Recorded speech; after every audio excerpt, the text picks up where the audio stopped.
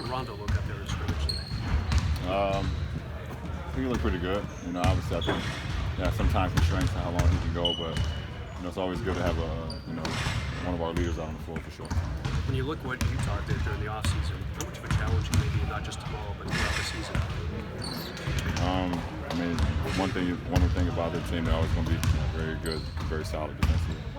You have to protect the ball. You have to be very strategic with your drives. Goldberg's in there in the paint, clogging up the paint. So you got to play a very smart game.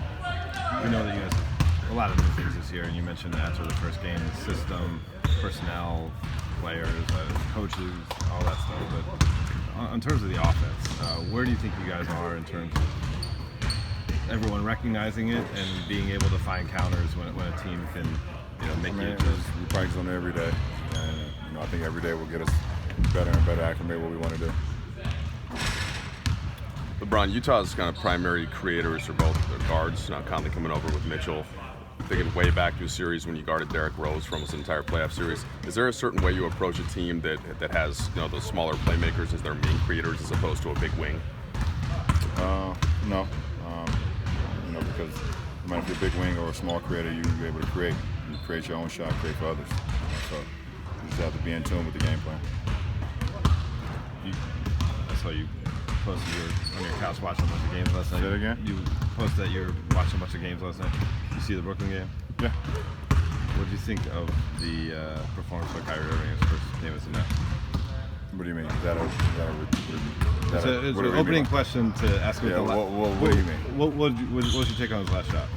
What was my take on his last shot? I think even with him losing his footing, he still got a great look. That was more impressive than anything. I just hope none of these so-called basketball trainers try to actually say that was a real move. Yeah. I've seen him make that move many a times. He tripped, but the most impressive is that he still got up and got a great look. Asking for a friend here, do you have to have the different DVR boxes for each one, or do you do them on? Yeah. So you have how many, 10, 12 DVR? I got a couple. So basically somebody just comes in, you're like, hey, I need to be able to watch all these games at once. Yeah. Right, all right. More than like a sports bar? Nah, I'm not a sports bar type of guy. It's more like a LeBron bar. Don't mean to go too hard into this, but when you're watching that many games, right?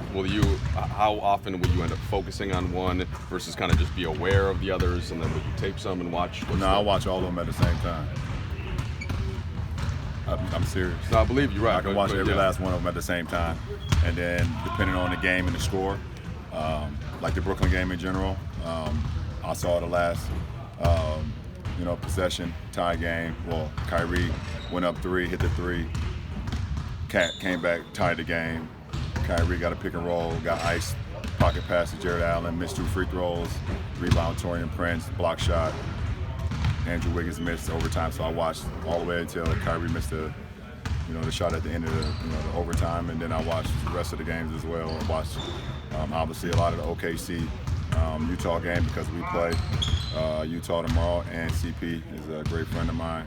I watched all of the Cavs Orlando game, all of the Boston. You want me to keep going? No, I hear. I watch every game. I believe you. I pretty much know what happened. Yeah. So Conley struggles from the field. Do you see that as? No, it's the worst thing that could have happened. Right. How much of the balance is entertainment? How much is sort of keeping an eye on opponents? Entertainment? What do you mean? Well, obviously you're watching. I don't watch basketball for entertainment. I'm a fan of the game as far as I'm a cerebral guy. The entertainment is like watching a concert.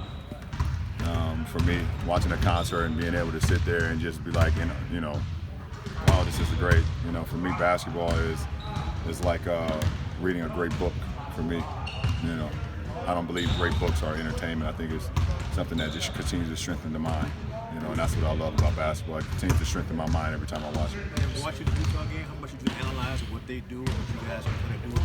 I didn't analyze too much into it because it's the first game, But they have the majority of their team back. They added Bogdanovich, they added Conley, Jeff Green.